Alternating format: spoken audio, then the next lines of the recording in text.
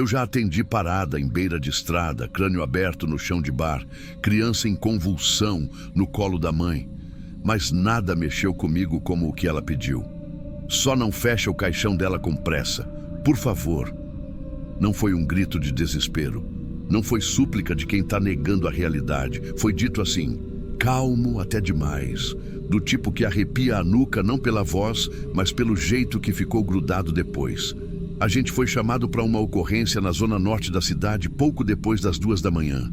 Residência, parada cardiorrespiratória, paciente idosa. Chegando lá, encontramos a filha já na porta, de joelhos. Não chorava alto, só repetia aquela frase com a mão agarrada na beirada do vestido. Não fecha o caixão dela com pressa. Eu olhei para a técnica que estava comigo, a Vanessa. Ela fez que não com a cabeça, baixinho, como quem tenta afastar pensamento estranho. E fomos direto para a reanimação. A idosa estava deitada no sofá, pálida, sem pulso, sem resposta. Aplicamos protocolo completo. Oxigênio, massagem, adrenalina, marcando tempo, avaliando o ritmo, tudo do jeito que manda o manual. Só que a filha não perguntava se ia salvar, não implorava por milagre. Ela só falava aquilo, como se já soubesse, ou pior, como se o importante nem fosse salvar, fosse outra coisa. Declare morte às 2h41. Assinei o formulário, comecei a preencher a ficha, tentei manter o foco nos números, nos dados. Nome da paciente, Maria das Dores Ribeiro, idade 74 anos. Histórico, hipertensa, diabética, 2 internações no último semestre. Mas teve um detalhe que me fez parar. O rosto da paciente, mesmo com tudo terminado, tinha uma tensão na mandíbula, sabe? Uma leve contração nos cantos da boca, como se algo estivesse segurando ali, entre os dentes. Não era rigor mortis. Eu conheço bem, era diferente. Quis comentar, mas engoli. Vanessa já estava lá fora tentando conversar com a filha, que recusava assinar o laudo. Dizia que precisava de mais tempo, que não ia tocar no corpo ainda. Só repetia, ela não gosta de pressa. Terminamos o protocolo. Encaminhamos o corpo com o pessoal do hospital. Na ambulância de volta, ninguém falou nada. Só o rádio chiando baixo e o barulho dos pneus. Mas aquilo ficou. Sabe quando fica? 2 dias depois, eu já nem lembrava do nome dela. A gente atende muita coisa, uma atrás da outra. Mas recebi uma ligação do supervisor pedindo apoio no necrotério do Hospital Central. Faltou técnico para reorganizar o setor refrigerado. E como eu estava de folga, aceitei o plantão extra. Dei entrada pelo fundo, vesti o jaleco. O cheiro lá dentro, como sempre. É frio demais para a carne, mas quente demais para a alma. Não sei explicar melhor. Só quem já entrou num corredor de corpo sabe. As macas estavam numeradas. Fui fazendo a verificação de rotina, conferir etiquetas, organizar pelos blocos. Quando vi a maca 27, travei. Era ela. O nome estava lá, Maria das Dores Ribeiro. O lençol que cobria o corpo estava bagunçado. Diferente dos outros, a dobra não era padrão. Parecia que alguém tinha puxado de dentro para fora. De leve. O caixão dela estava ali ao lado, já posicionado. Tampa de acrílico encaixada, mas sem lacre ainda. Ainda não era o dia do sepultamento. Eu estava sozinho naquela parte. E foi aí que ouvi um som abafado, como se fosse uma respiração presa. Como se algo estivesse tentando sair por dentro de pano grosso. Fiquei parado. O som parou também. Dei 2 passos para frente. Encostei a mão na tampa do caixão que estava coberta com aquele plástico bolha grosso que usam para vedar. E eu juro por tudo que tenho de mais sério nessa vida, senti um pulsar. Fraco, mas pulsar. Não era imaginação. Não era tremor. Era algo vivo. Ou tentando. Me afastei de uma vez, mas não gritei, não corri. Fiquei olhando, esperando o som voltar. O som não voltou. Me aproximei de novo. Levantei só um canto do lençol. O rosto dela estava do mesmo jeito. Aquela tensão entre os dentes. Mas ali, naquele instante, Não parecia só morte. Parecia outra coisa.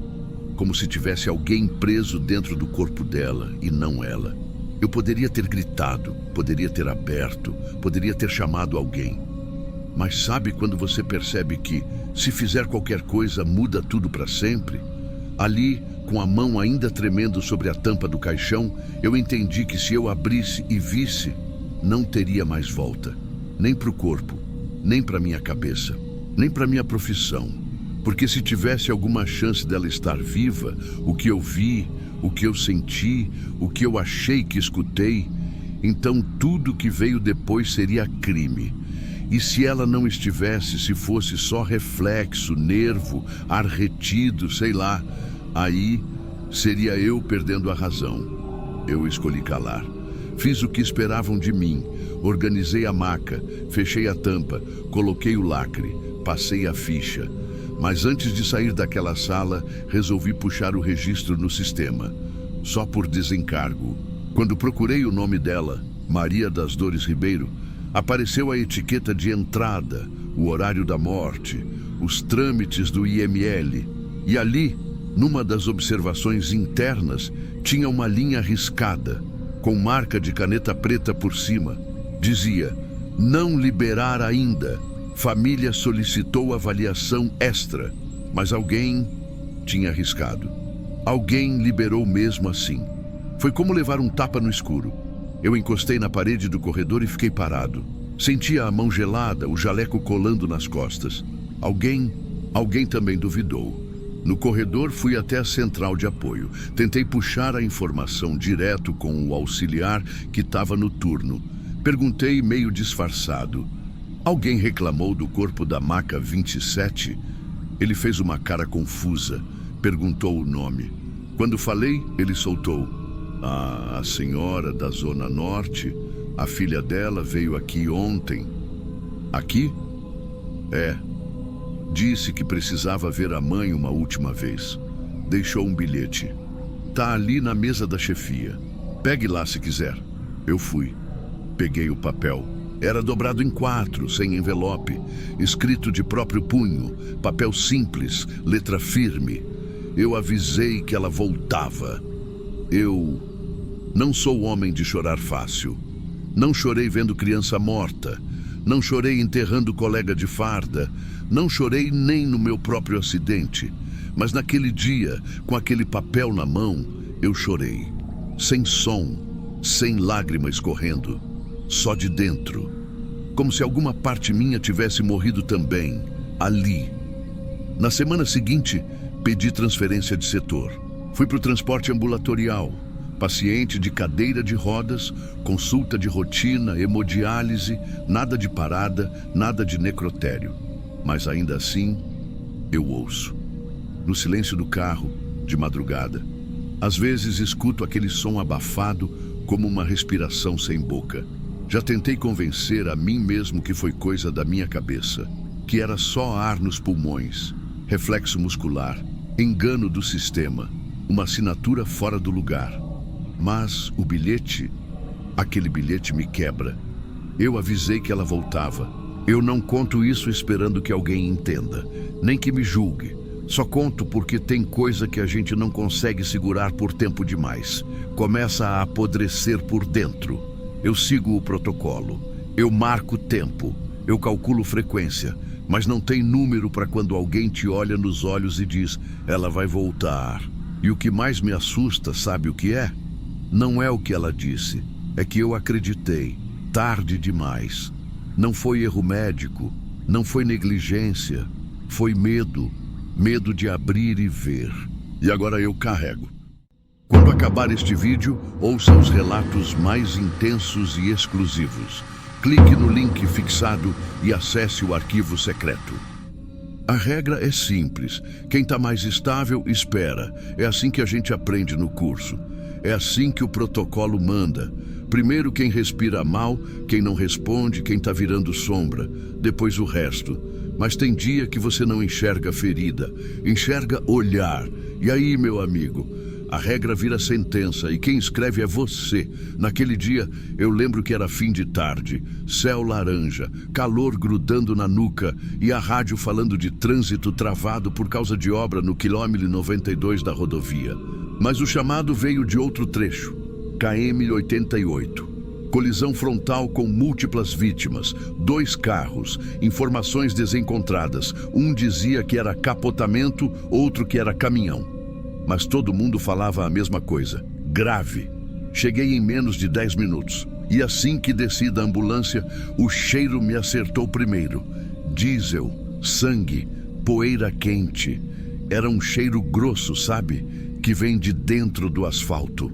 Misturado com o calor do motor e o gosto metálico que parece colar no céu da boca. Tinha grito, tinha barulho, tinha silêncio demais também. Eu vi 2 carros. O primeiro estava com a frente destruída, ainda com o rádio ligado, tocando um forró arrastado, repetindo o refrão. O segundo tinha o teto amassado, vidro espalhado no chão e uma marca preta no capô como se fosse tinta. Mas era sangue mesmo.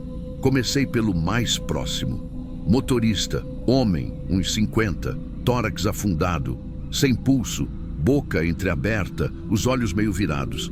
Tentei o básico, compressão, reanimação, mas não voltou. Era o primeiro corpo. Eu já sabia. Virei para o segundo carro. Ali tinha 2 vivos e um erro me esperando. O passageiro da frente estava com a perna virada, fratura aberta, sangue escorrendo para fora da porta. Mas acordado, olho no olho, respirando com dificuldade, mas consciente. Meu nome é Ademar, ele disse. Ademar, me ajuda. Eu respondi com a cabeça, menti com os olhos. Porque no banco de trás, tinha um menino, 16, talvez 17. Camiseta amassada do time de futebol, rosto fino, sangue na testa, as pernas presas entre o painel e o banco dianteiro. Ele se contorcia, gritava, chorava e chamava pela mãe. Dói, moço. Moço, me tira daqui, por favor. Eu não quero morrer, moço. Eu paralisei. Só por um segundo. Na prática, você já ouviu esse tipo de pedido. Só que tem voz que rasga diferente. Tem grito que entra pelos ouvidos e vai direto para a espinha. Ali não era só dor. Era desespero puro. Animal. O tipo de desespero que só quem sabe que vai morrer consegue emitir. Eu olhei para os 2. Um homem mais velho, consciente. Um menino gritando, e só dava tempo de tirar um. Eu sabia. Meu parceiro estava do outro lado pedindo apoio, tentando segurar curiosos. A imprensa já tinha chegado, com câmera, com luz, com aquele olhar de urubu civilizado. Tinha gente gravando com celular. Tinha mulher chorando do outro lado da mureta da pista. Tinha o tempo passando. Eu olhei para os olhos do Ademar. Ele suava frio, a boca já branca, mas ainda ali, ainda com nome, ainda capaz de lembrar o que acontecesse depois. O menino estava vivo demais, barulhento demais, humano demais. Foi isso que me matou, porque ele não gritava só socorro, ele gritava, me leva com você. Eu agi, fui até a lateral do carro, chamei ajuda. Posicionei o colar cervical no Ademar, mobilizei a perna com o que tinha em mãos e puxei com cuidado. 2 minutos depois, ele estava dentro da ambulância. A perna pendurada, o rosto branco, mas respirando. E o menino seguiu gritando. Por mais 7 minutos, eu fiquei ouvindo. 7 minutos. Pedia à mãe, chamava o irmão, dizia que não queria morrer ali, que ainda não tinha contado para a menina da escola que gostava dela, que queria o celular. No 5º minuto começou a tossir sangue. No 6º, a voz falhou. No 7º, nada. Eu soube antes mesmo dos bombeiros chegarem. Não porque alguém confirmou, mas porque o barulho acabou. E tem barulho que quando acaba, não é alívio, é sentença. Os bombeiros chegaram 3 minutos depois. Abriram, cortaram, retiraram. Eu nem consegui olhar direito, já estava preparando o embarque do Ademar. Coloquei no oxigênio, vi os sinais. Ele estava vivo, mas eu não. Dias depois, mandaram eu levar uns papéis no hospital. Ficha, prontuário, coisa burocrática. Não quis, mas fui. Subi até o quarto, deixei os documentos com a equipe da ala. E na volta, passei pelo corredor. Foi quando ouvi. É ele. Virei. Era o Ademar, sentado na maca. Tava com a perna engessada, braço enfaixado. Do lado dele, uma mulher. Devia ser irmã. Ele sorriu. Um sorriso lento. E disse: eu tava te vendo pelo retrovisor. Eu sabia que você ia me tirar primeiro. Obrigado. Eu não respondi. Não porque não quis, mas porque eu só pensava numa coisa. O menino não podia ver pelo retrovisor. Ele estava atrás. Ele só podia ouvir. E mesmo assim, foi o único que me pediu para não deixá-lo. Eu saí do hospital com o jaleco suando nas costas. Mas não era calor, era outra coisa. Aquela frase dele ficou dentro da minha cabeça como se alguém tivesse deixado uma seringa pendurada lá dentro. Eu sabia que você ia me tirar primeiro. Durante dias eu fiquei tentando me convencer que fiz o certo, que segui a lógica, que atendi o mais viável, que salvei alguém com chance real. Mas que chance tinha o menino? Talvez se os bombeiros estivessem mais perto. Talvez se a prensa da ferragem fosse menor. Talvez se ele tivesse gritado menos ou mais. Talvez. Mas o talvez não anda com a gente dentro da ambulância. O talvez fica do lado de fora, depois que a porta fecha, e começa a falar só quando o motor desliga. Eu tentei esquecer. Voltei a dirigir. Continuei fazendo plantão. Fingi que não mudou nada. Mas mudou. No primeiro atendimento que eu fiz depois daquele, eu hesitei. Só 2 segundos. Mas hesitei. E isso bastou para saber que eu não podia mais ser o primeiro a chegar. Pedi transferência. Fiquei só como condutor. Hoje em dia, eu levo a equipe, organizo o acesso, seguro a maca, seguro o volante, mas não seguro mais ninguém pelo braço para tirar de lugar nenhum. Você sabe o que é ver alguém morrendo enquanto te olha? Eu não estou falando do grito, nem do desespero. Estou falando do olhar. O menino me olhou enquanto a vida dele se desfazia por dentro. E ele não tinha raiva. Tinha só pedido.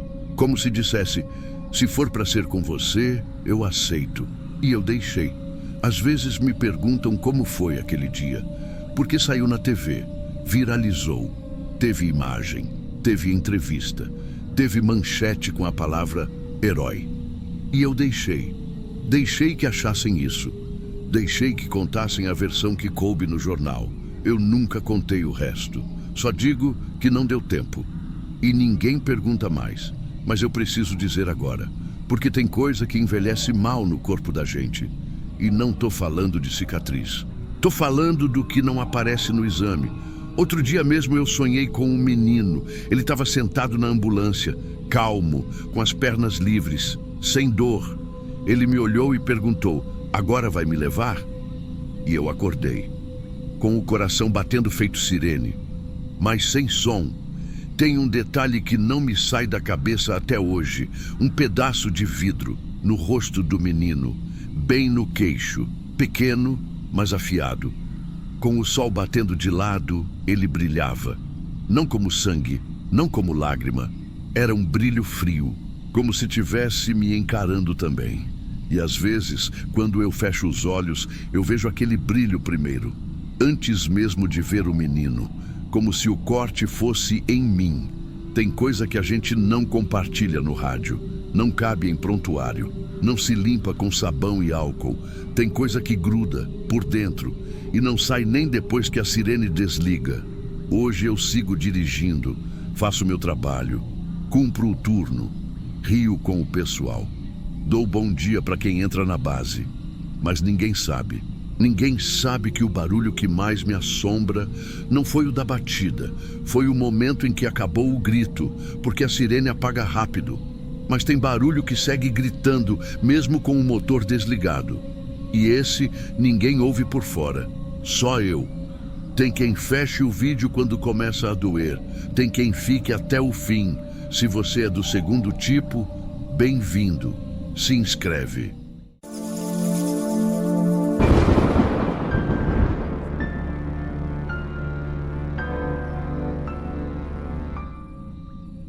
A gente aprendeu a não se apegar. Isso é uma das primeiras coisas que falam quando você entra no SAMU. Não com essas palavras, claro, mas no jeito como te olham quando você pergunta de alguém do plantão anterior. No silêncio depois de um óbito. No vamos nessa que vem antes mesmo de você poder sentir qualquer coisa. Mas ela era diferente. O tipo de paciente que chama você pelo nome e você responde sem pensar. Foi aí que a gente perdeu. Eu lembro do rádio naquele dia. A voz da central nem tinha terminado de falar o endereço e eu já sabia. Era o tom. A pausa depois. Aquele tipo de silêncio que não precisa explicar. Quando você vê alguém mais de 20 vezes no chão, em calçada, em banco de praça, você aprende a reconhecer quando a queda é de verdade. Mas isso foi no fim. Para contar direito, eu preciso voltar. A primeira vez que vi a Dona Lourdes, e é difícil não chamar ela assim até hoje, foi numa tarde abafada, fim de semana. A gente tinha acabado de sair de um caso no centro quando veio o chamado de uma mulher em surto, caída perto de uma borracharia. Nada de novo. Chegamos lá, ela estava sentada no chão, pernas cruzadas, as mãos no colo, como quem estava só esperando o ônibus. Cabelo preso num coque torto, olhar calmo. A calçada em volta dela estava limpa. Ela não gritava, não debatia, não pedia nada. Só olhou para mim e disse: "Moço do coração bom. Vocês demoraram, né? Letícia, minha parceira naquele plantão, foi quem atendeu direto. Técnica de enfermagem, muito firme, certinha, mas com ela foi diferente desde o começo. A Lourdes falava baixo, com as palavras certas. Nada daquele embaralhado de pensamento típico de surto agudo.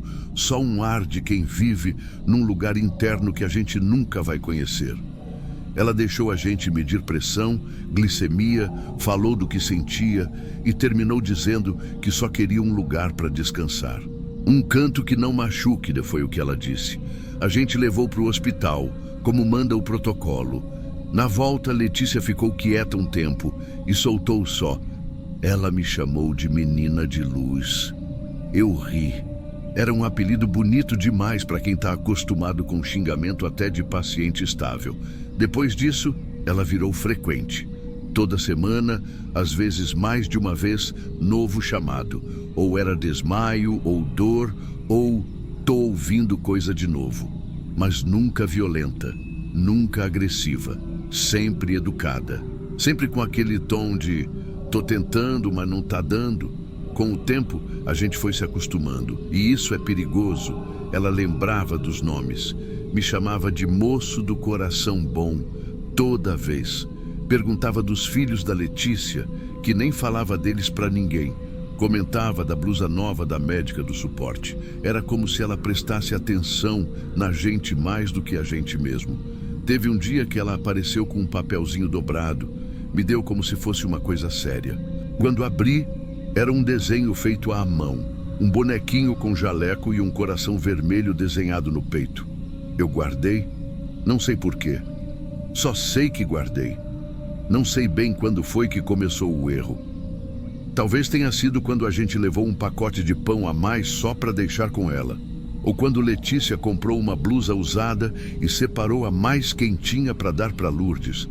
Talvez tenha sido o dia em que ela sentou no degrau da ambulância e a gente deixou. Conversamos ali por uns 15 minutos. Rimos, esquecemos o tempo. Ela virou Dona Lu. Não era mais um caso, era alguém conhecido, familiar.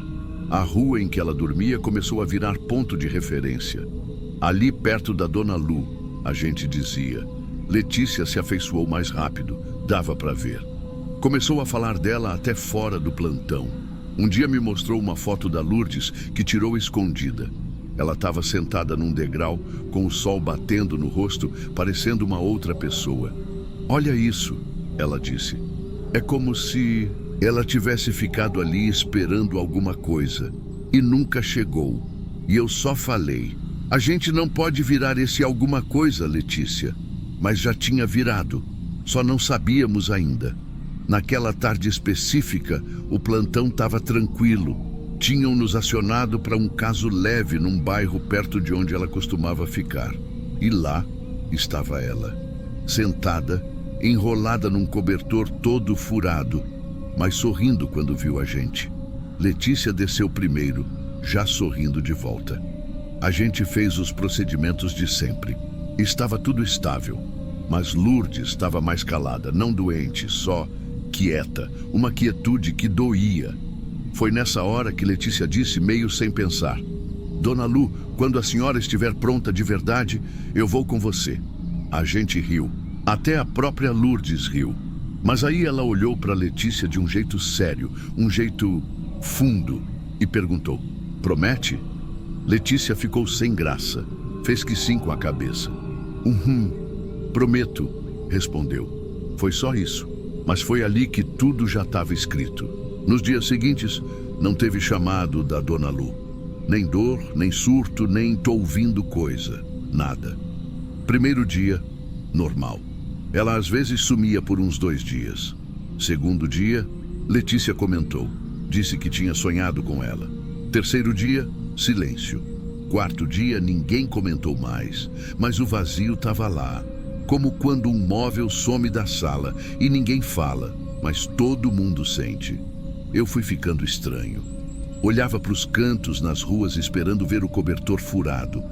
Nada. O rádio falava de tudo, mas nunca dela.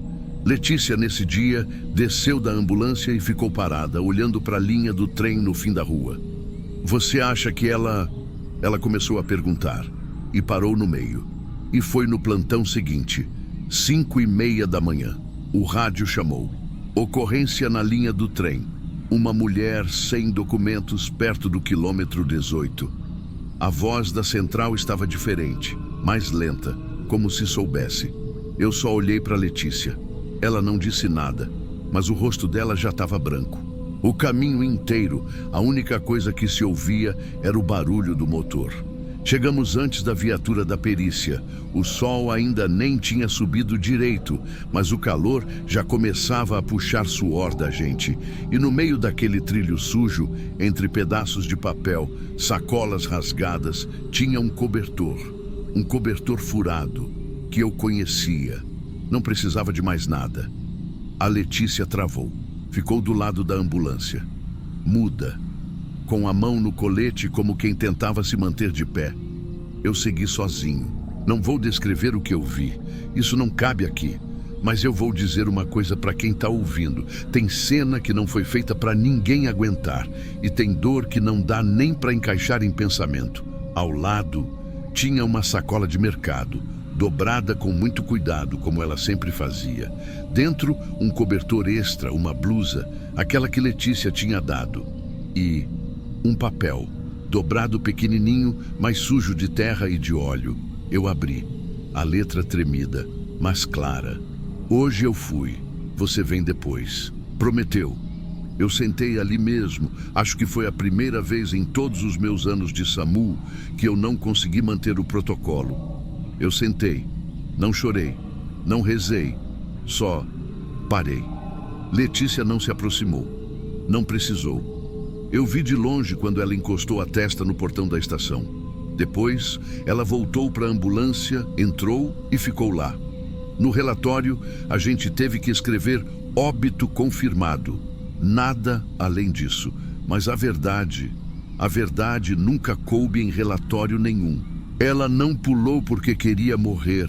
Ela pulou porque achou que a gente ia segurar, porque um dia a gente prometeu, e para ela, promessa era coisa sagrada. Letícia pediu afastamento dias depois, por tempo indeterminado. Nunca mais voltou para nossa base. Dizem que mudou de cidade. Nunca confirmei. Eu fui transferido, pedi para ir. Disseram que era por minha estabilidade emocional. Mas eu só queria não passar pelas mesmas ruas, não ouvir de novo o rádio chamando perto do ponto em que ela dormia, não ver outro cobertor na calçada e ter que fingir que não doeu. Eu guardei o bilhete. Tá dentro do mesmo envelope onde ficou o desenho que ela me deu meses antes, aquele bonequinho com o coração vermelho no peito. E quando eu olho hoje, parece que era ela avisando. Ela via mais do que a gente deixava mostrar. Sentia mais do que a gente sabia expressar. Ela não era um caso. Ela era alguém. Nunca mais chamei paciente pelo primeiro nome. Pode parecer exagero, mas é assim que começa. É um Dona Lu aqui, um pão ali, uma conversa de 5 minutos sentados na beira da calçada. E quando você vê, tá no meio do que não era para ter começado.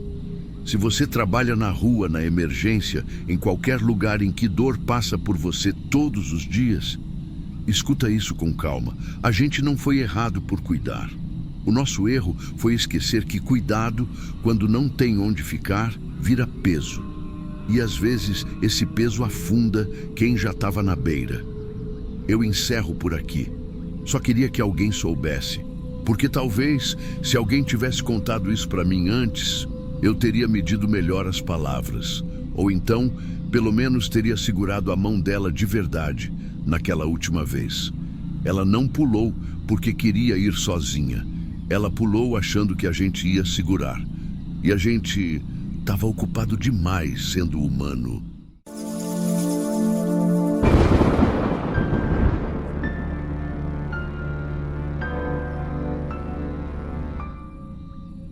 Eu trabalho no SAMU há 9 anos. Já vi de tudo.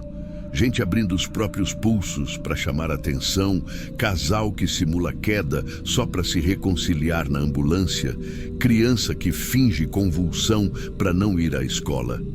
Mas naquela noite, o que eu atendi foi diferente, foi cruel. E não por maldade, mas por confusão, pela pior forma de confusão. Era plantão de madrugada. Rádio chiando desde as 2. E quando ele gritou, lactente, parada respiratória, prioridade vermelha, a gente já saiu com a sirene no talo. Nenhuma equipe hesita quando escuta isso. Bebê é vida pequena. E vida pequena tem pouco tempo para ser salva. Eu e a Jéssica nem nos olhamos, só entramos. Ela dirigia, eu preparava o acesso. O endereço era numa rua escura, Zona Leste, bairro de rua apertada. E quando viramos a esquina, a gente já viu uma mulher no meio da rua, ajoelhada, com alguma coisa nos braços. Tava suada, com o cabelo grudado no rosto, e um pano branco parecia uma fralda escorrendo pela mão. Ela gritou, meu filho parou! Eu pulei da ambulância com o oxímetro. Jéssica foi buscar o ambu. O protocolo não deixa espaço para pensar muito. A gente age. A mulher deitou o bebê no chão de asfalto mesmo, gritando, chorando, e eu fui direto para checar a respiração. Toquei a barriguinha. Estava gelada. Levantei o braço. Peso estranho. Frouxo. Fui procurar pulso. Nada. Coloquei o estetoscópio. Silêncio.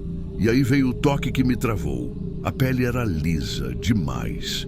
Não tinha poros, nem elasticidade. Os olhos não piscavam. E eram duros como vidro. Eu olhei para Jéssica, que congelou com o desfibrilador na mão. O bebê não era um bebê. Era um bebê reborn. Você sabe o que é isso, né, boneca? Daquelas feitas para parecer real. Peso, veia pintada, bochechinha quente, cabelinho implantado. Tem até umas que choram. E essa mulher acreditava. Ela viu minha cara. E quando entendeu o que eu estava percebendo, ela entrou em surto. Começou a gritar, ele tá morrendo! Se jogou no chão de novo, tomou o boneco dos meus braços, sacudiu. Vocês não vão fazer nada? Faz a massagem, ele tá ficando roxo. O grito dela ecoava alto demais para ser só fingimento. Eu tentei falar com ela, segurar no ombro, pedir calma. Mas ela me empurrou com força. Jéssica ativou o botão de apoio. Minutos depois, viatura da GCM apareceu na esquina. Enquanto os guardas tentavam conversar com ela, o rádio voltou a chiar no meu bolso. Eu atendi no automático. Unidade 307, novo chamado. Homem, 59 anos. Parada cardiorrespiratória. Bairro Santa Inês. Retorno 02 por 57. Eu olhei no relógio. 03 por 03. 6 minutos tinham passado. E a gente ainda estava ali, com uma boneca no chão. A mulher não parava. Ela gritava, chorava, falava que o filho se chamava Arthur. Ele ama leite quente. Ele dorme agarrado comigo. Ele estava bem. Até ontem. Os guardas pediram pra gente não se afastar ainda. Disseram que iam chamar apoio PSI.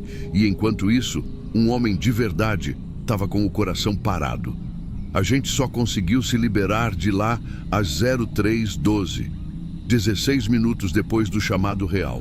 A Jéssica não falou nada, nem eu. Só o rádio continuava falando, mas eu não ouvia mais, porque dentro da minha cabeça só tinha um som.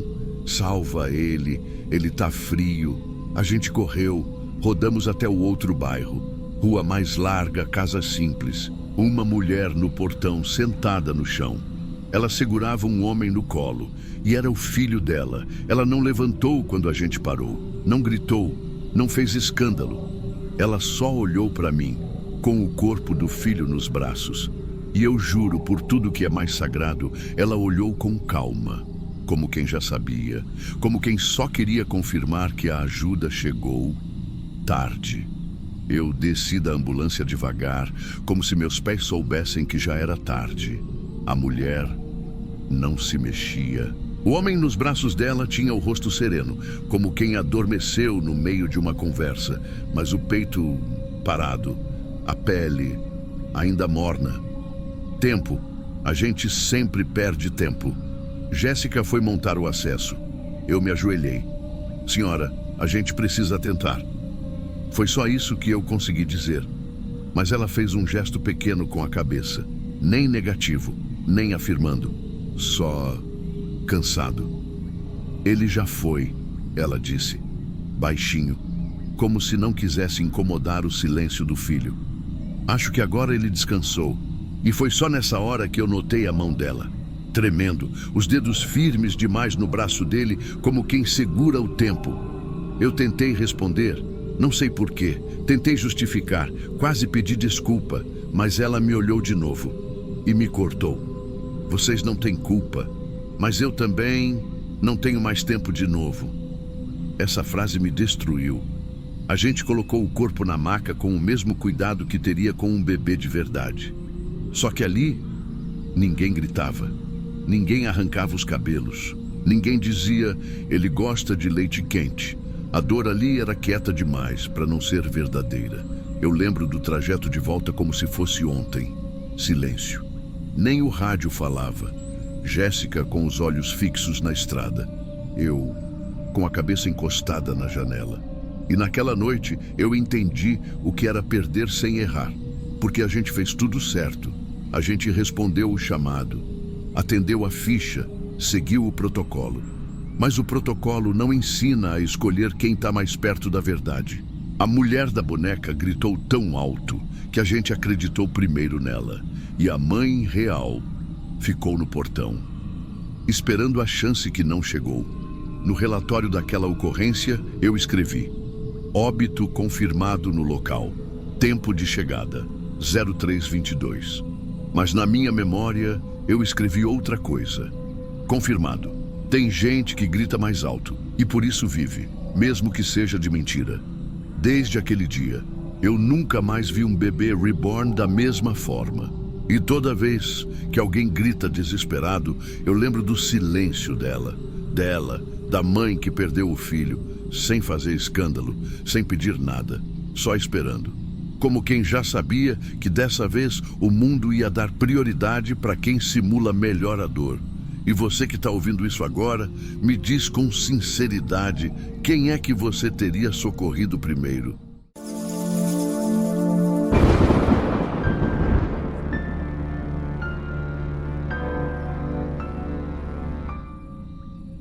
Todo socorrista tem um ponto fraco.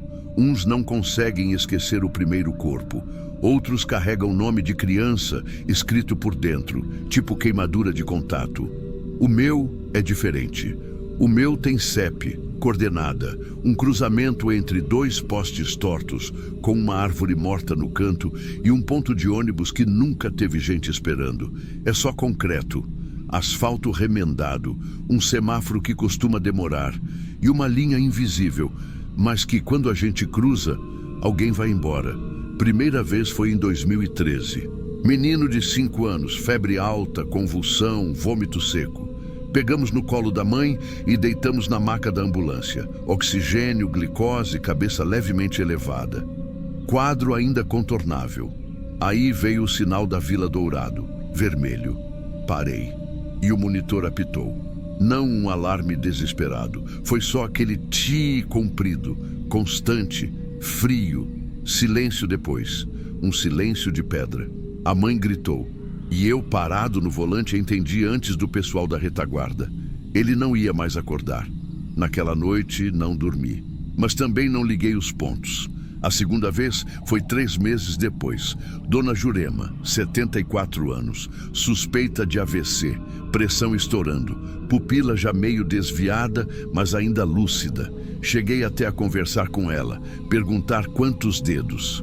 Ela respondeu 2, sorriu. Quando entramos na Vila Dourado, o sinal ficou amarelo. Poderia ter passado, mas eu parei e o som voltou. O mesmo. Um ti arrastado que parece cortar o ar por dentro. A cena repetiu. Tentaram reverter. Não deu. Olhei pela janela. 2 postes. Árvore morta.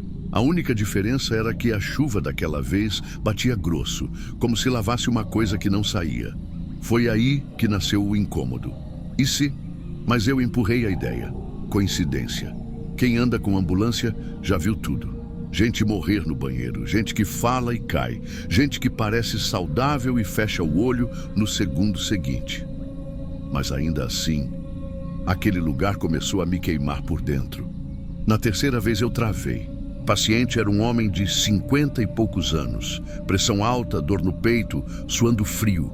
Meu técnico já estava com a mão no desfibrilador, mas ainda sem uso. Só que quando virei a esquina e vi o sinal vermelho, minha mão tremeu no câmbio. Eu parei de novo. E a cena se repetiu com precisão cirúrgica. O que me assustou mais nem foi a morte. Foi o padrão. Mesmo tempo, mesmo sinal, mesmo som. Ali eu parei de fingir. Comecei a pedir desvios. Se via que a chamada ia fazer a gente cruzar aquela parte da Vila Dourado, eu já arrumava justificativa. Trânsito, buraco demais, assalto na área, qualquer desculpa servia. A galera ria. Ô veião, agora virou pai de santo de asfalto? É superstição ou maldição de ex-paciente? Eu ria também. Mas por dentro não. Teve noite que eu sonhei com a curva. Só a curva. Vi ela vazia, mas sentia como se alguém estivesse esperando. Sempre esperando. E teve vez que sonhei que eu mesmo estava deitado na maca e que a ambulância parava no sinal, mas eu não via quem estava dirigindo. Eu segui evitando, por meses. Teve caso em que gastei 5 minutos a mais para desviar. E mesmo levando bronca, eu preferia isso. Preferia parecer lento do que virar coveiro de asfalto. A equipe parou de comentar, mas eu via os olhares. Lá vai o velho que tem medo de esquina. Até que veio aquele plantão de janeiro. Começo de ano já é puxado. Gente que exagera, que bebe além da conta, que briga, que cai da laje. Mas naquela tarde, o que pesava era a chuva. Daquelas que parecem que vão arrancar o para-brisa com a unha. Chamado colisão entre moto e carro, via molhada, possível politrauma. Chegamos rápido. Rapaz de 30 e poucos, capacete quebrado, mas sinais estáveis. Sem trauma craniano aparente, só fratura no fêmur e escoriações. Vi na ficha que era de outro bairro. Fiquei aliviado. Mas na pressa, na tensão da sirene, da água no rosto, das buzinas que não abrem caminho, eu errei a curva. Quando dei por mim, estava no cruzamento.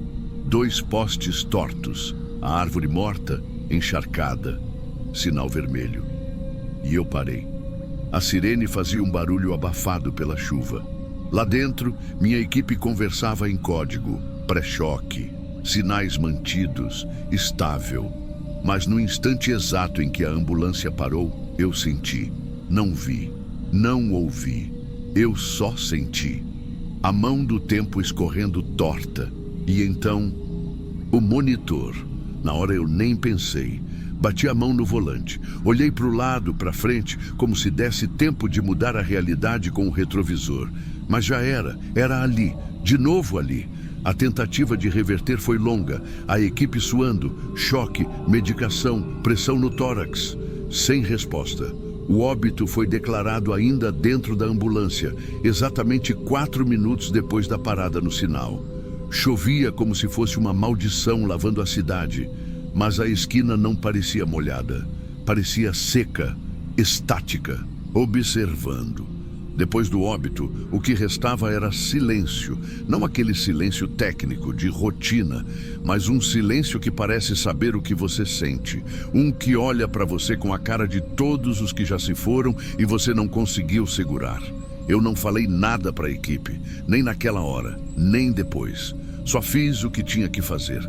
Anotei horário, detalhes da tentativa de reversão, circunstâncias do acidente e, claro, o local exato onde a morte foi registrada. Mesmo lugar, mesma linha invisível. Mas foi no retorno à base que o nó apertou de verdade. A viatura estava vazia, já limpa, já em ordem. O rádio, que a gente tinha deixado desligado, começou a chiar. Só um ruído leve, como se alguém tivesse passando o dedo num vinil velho.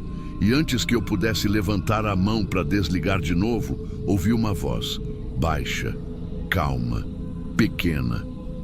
Obrigado por voltar. Eu congelei. Não gritei.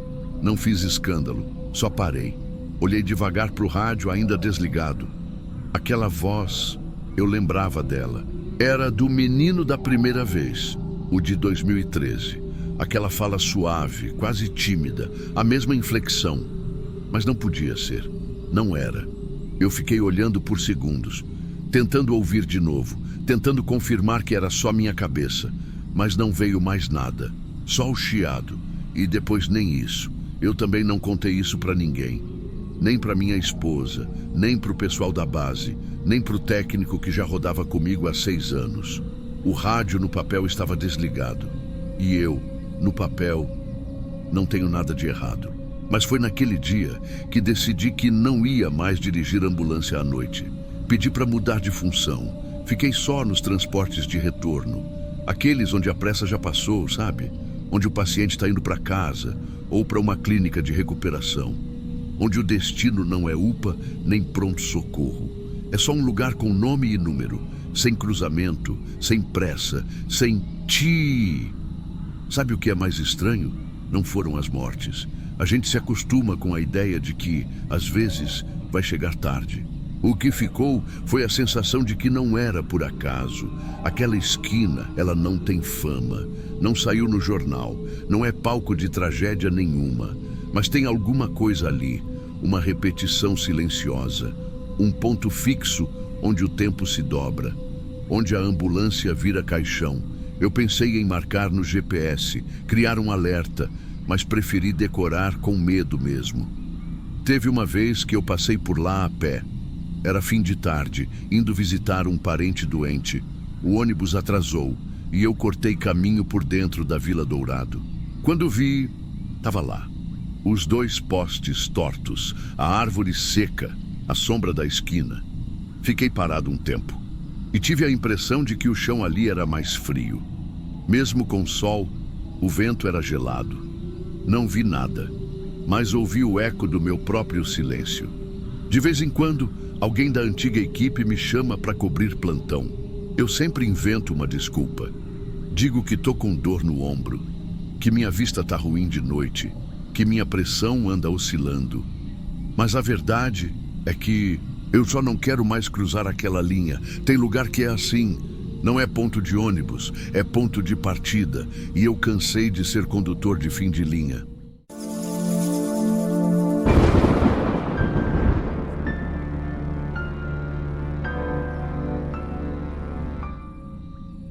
Ela não chorava, não pedia socorro. Só queria uma volta até a curva da igreja. E eu deixei. Tem escolhas que parecem pequenas, até a gente descobrir que não foram nossas. Era o tipo de noite que faz a gente pensar besteira. Não porque estava tudo dando errado, mas justamente porque estava calmo demais. Chovia. A cidade inteira parecia ter encolhido debaixo das telhas, das árvores, dos cobertores. Só quem precisava muito estava na rua, ou quem não tinha para onde voltar.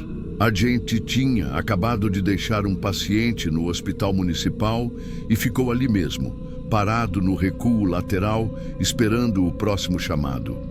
Eu estava no banco do acompanhante, fichas na mão, tentando organizar uma papelada molhada que já tinha passado de um plantão para o outro. Meu colega de plantão, o Júlio, cochilava com o boné tapando metade do rosto e o rádio desligado. Desde o começo da noite, ele não dava um chiado, nenhum chamado, nenhum alerta. Foi aí que ela bateu na porta. Primeiro eu pensei que fosse um familiar de paciente perdido, coisa que acontece direto. Mas não. Ela estava de pé, ali na calçada, debaixo da chuva, com um guarda-chuva torto numa mão e uma bolsinha pequena presa na outra. Usava uma blusa cinza, daquelas de lã que embolam nos braços, e uma saia molhada grudando nas canelas. O rosto era calmo, mas era um calmo que incomoda. Eu abaixei o vidro, meio sem saber o que esperar. Ela não chorava, não tremia, não implorava. Só me olhou como quem pede uma gentileza que nem precisa ser explicada. Disse assim: eu perdi o ônibus. Só queria ir até a curva da igreja. Meu marido foi ontem, mas eu ainda tô com ele. E ficou me olhando como se aquilo bastasse. Aquela frase me pegou torto. Não sei explicar. Não foi o que ela disse. Foi o jeito que ela disse. Eu olhei para o Júlio, que continuava dormindo, roncando leve. Olhei de novo para ela. Era só uma senhora, encharcada, sozinha, madrugada, hospital. Destranquei a porta. Ela subiu devagar, ajeitou a bolsa no colo e se encostou bem no cantinho do banco. Não agradeceu com palavras, só deu um leve aceno como quem diz, era isso ou esperar até amanhecer. Eu respirei fundo, dei partida e comecei o trajeto. Fiquei tentando lembrar onde ficava exatamente essa curva da igreja. Era um nome que o pessoal mais velho usava. Ficava depois da rotatória, num trecho onde não tem mais comércio, só umas casas antigas, escuras, tudo muito quieto. No banco de trás, ela olhava pela janela. A água escorrendo pelos vidros fazia parecer que ela chorava, mas não. O rosto dela estava seco, sereno, mas pálido. Um pálido de quem não come direito há dias. Depois de uns minutos de silêncio, ela falou: hoje não teve flor no quarto. Ele percebeu, mas eu deixei escrito. Eu engoli seco. Não sabia se respondia. Talvez fosse só desabafo. Talvez ela estivesse falando do marido. Talvez de outra coisa. Preferi não perguntar. A viatura andava devagar. A chuva engrossou. A luz da cabine começou a piscar fraco. Nada demais, às vezes acontece. Mas o rádio ligou sozinho. Um chiado curto, áspero, como se alguém fosse falar e desistisse. Depois desligou.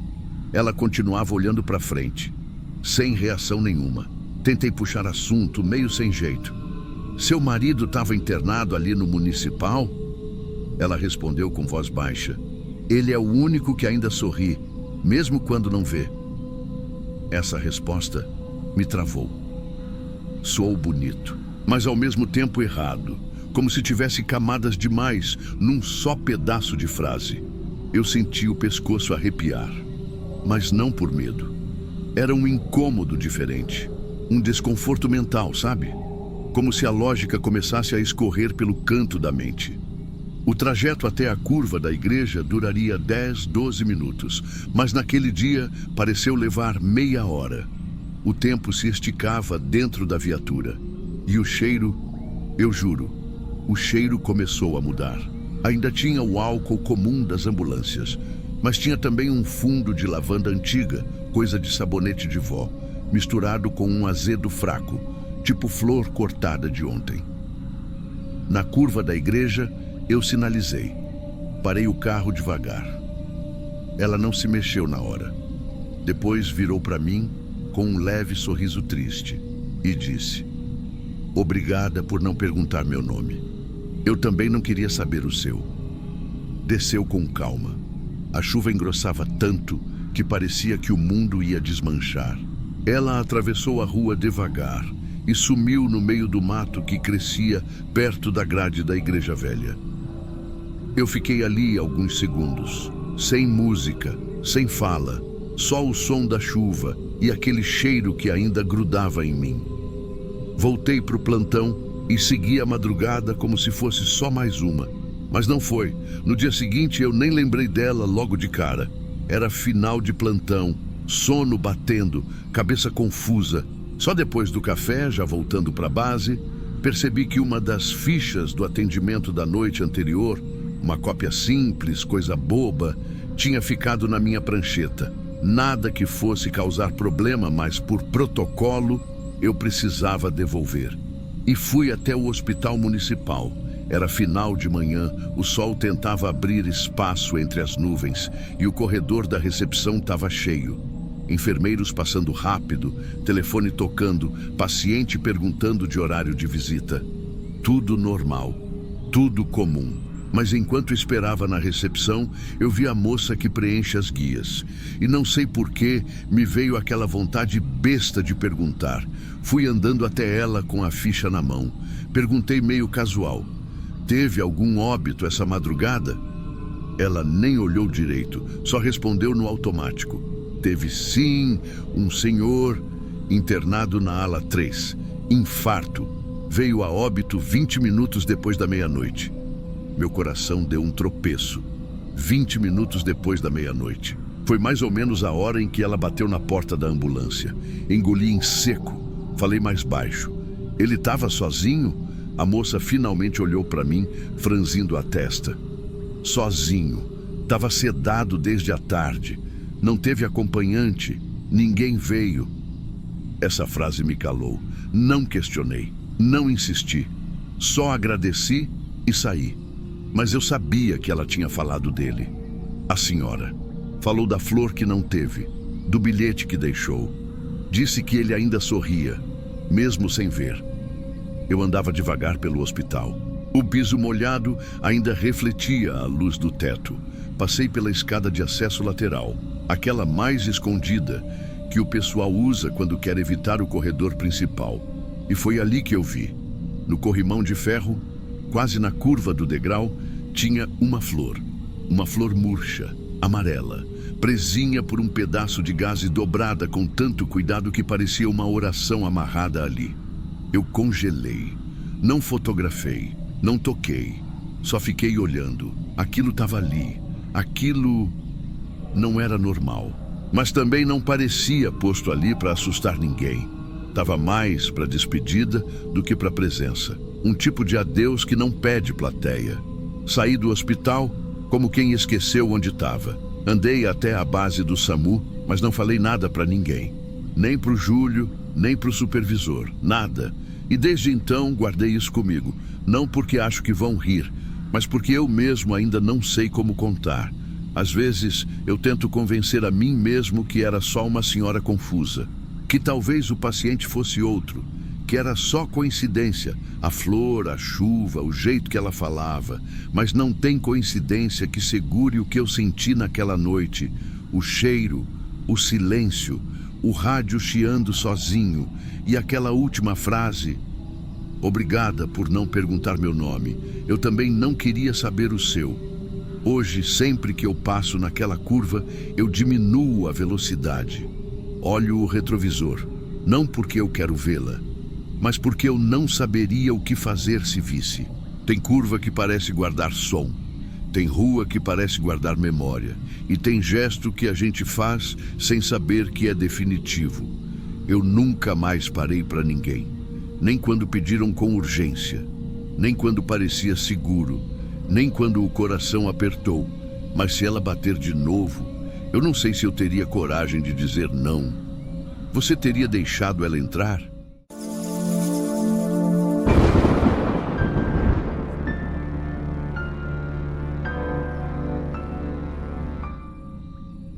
Tem paciente que grita pedindo ajuda.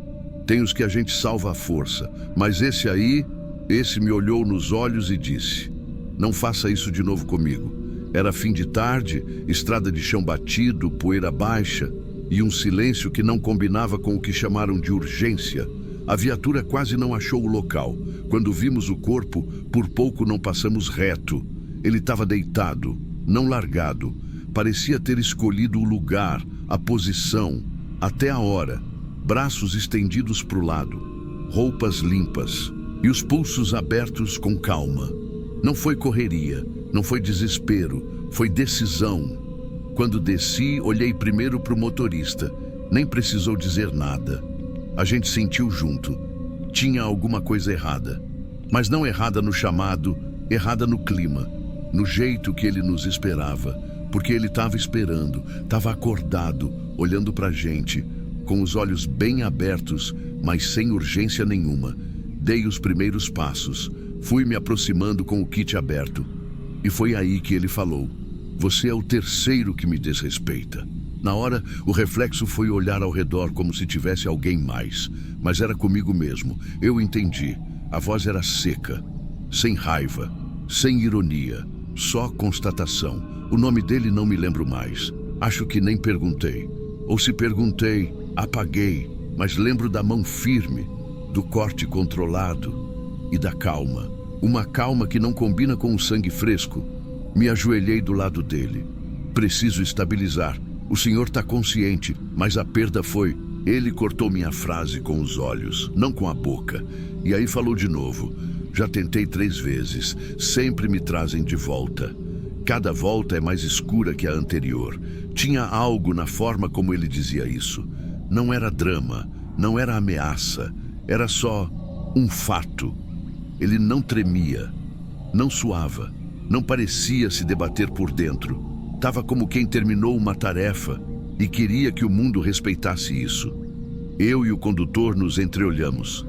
A gente já viu de tudo. Gente implorando, gente lutando, gente surtando. Mas aquele ali, ele não pedia socorro. E o silêncio dele gritava mais do que os que berram com dor. Pus a luva, abri o acesso e falei o básico. A gente vai te estabilizar e levar para o hospital, tudo certo. Foi quando ele disse: a gente não tem que lutar por tudo, Rafael. Às vezes é covardia viver. Como é que ele sabia meu nome? Olhei para o crachá, estava torto, quase caindo. Eu tinha esquecido de guardar, mas a forma como ele falou, como se já soubesse de mim, como se já tivesse me escolhido. Ele segurou meu pulso com a mão boa, não com força, com leveza. Um toque que não era pedido, nem resistência, era só despedida. A mão dele era quente, a pressão normal. O corpo queria viver, mas o olhar já tinha ido. Durante o transporte ninguém falou nada. O motorista ficou sério, mais do que o normal.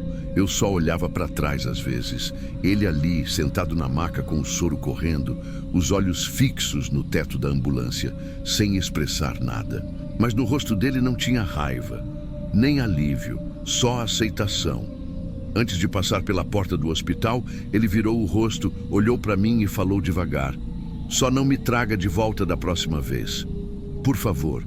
Foram 3 segundos, só 3. Mas essa frase ficou dentro, não do ouvido, dentro de mim. Você já ouviu alguém dizer obrigado com dor?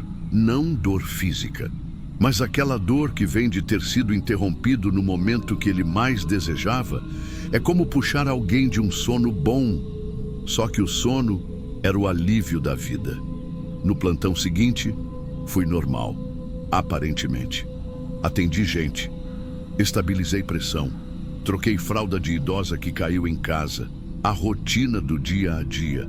Mas toda vez que a ambulância ficava em silêncio, eu ouvia ele de novo: você é o terceiro que me desrespeita. Fiquei esperando a notícia, porque a gente sempre espera. O hospital liga, manda relatório, transfere, e eu fingia que não estava esperando, mas todo barulho de telefone me travava. Até que na 4ª noite tocou. Foi na 4ª noite. Ligaram do hospital. Disseram com uma calma que eu estranhei: o paciente da tentativa de autoextermínio fugiu, Rafael. Ele estava sob observação psiquiátrica, mas conseguiu sair sem ser notado. Saiu andando, sozinho. Na hora, só consegui perguntar uma coisa: ele levou alguma coisa? A moça do hospital hesitou, mas respondeu: levou a roupa do corpo e um pedaço de papel que ninguém entendeu. Eu sabia. Não porque sonhei, não por premonição, mas porque ele disse. Disse que voltaria, que cada vez doía mais, que a pior parte era a volta. Eu entendi tarde demais que ele não tinha me pedido ajuda. Tinha me dado um aviso. No dia seguinte, nem precisei ligar para confirmar. Foi o rádio que avisou. A viatura passou o chamado sem nem saber o nome. Corpo masculino, enforcamento, portão de condomínio fechado, aparentemente suicídio, vítima trajando avental hospitalar. O endereço bateu, e antes de terminar a frase, eu já estava sentado. As palavras cortaram minha perna, porque foi ali, no portão da casa dele, como quem faz questão de mostrar que voltou, que chegou até onde queria por conta própria. A parte que ninguém entendeu foi o detalhe. No punho da mão esquerda dele, espremido entre os dedos, um pedaço de esparadrapo, com meu nome escrito. Rafael. Só isso. Com caneta esferográfica, letras feias, corridas. Mas era meu nome. E aquilo dizia tudo. Não era um recado, era um lembrete. No bolso dele tinha outro papel, dessa vez dobrado com cuidado. O pessoal da perícia achou que fosse carta, bilhete. Esperavam culpa, despedida, talvez uma mensagem para alguém da família. Mas não, estava escrito só: dessa vez, você não me impediu. Mas obrigado por ter tentado. Eu li e parei. O obrigado doeu mais do que qualquer acusação. Porque não era ironia, era real. Agradecimento sincero. Por eu ter falhado. A parte difícil não é o sangue. A gente vê muito, nem o corpo, nem o rosto. A parte difícil é saber que o que você fez de certo pode ter sido o erro que custou mais uma dor para alguém. E que a pessoa que você salvou talvez só tenha vivido dias a mais de sofrimento por sua causa. Eu não contei isso para ninguém. Só agora, nem na sindicância, nem para os colegas. Falar o quê? Que eu entendi ele, que talvez ele tivesse razão. Isso nem entra em ficha de atendimento, nem cabe em protocolo. Depois daquele dia eu mudei. Eu parei de perguntar nome, parei de segurar mão, parei de ouvir frases que não estão no corpo, mas no olhar. Hoje eu salvo, mas não me envolvo. Faço tudo no tempo, no protocolo, no gesto técnico, mas com a alma desligada. E eu sei que isso é errado, mas às vezes é isso ou quebrar por dentro. Tem gente que pensa que a ambulância só carrega corpo, mas tem frase que entra na cabine com a gente e não sai quando termina o plantão. Fica no retrovisor da mente, fica no som do motor quando a estrada está vazia, fica ali, no silêncio entre uma chamada e outra. E acredite, o silêncio de quem não quer ser salvo é o que mais faz barulho depois. Aliás, me conta uma coisa, de onde é que você está ouvindo esse relato agora? De que cidade, de que canto do Brasil ou do mundo? Escreve aí nos comentários. Vai ser bom saber até onde essas histórias estão chegando.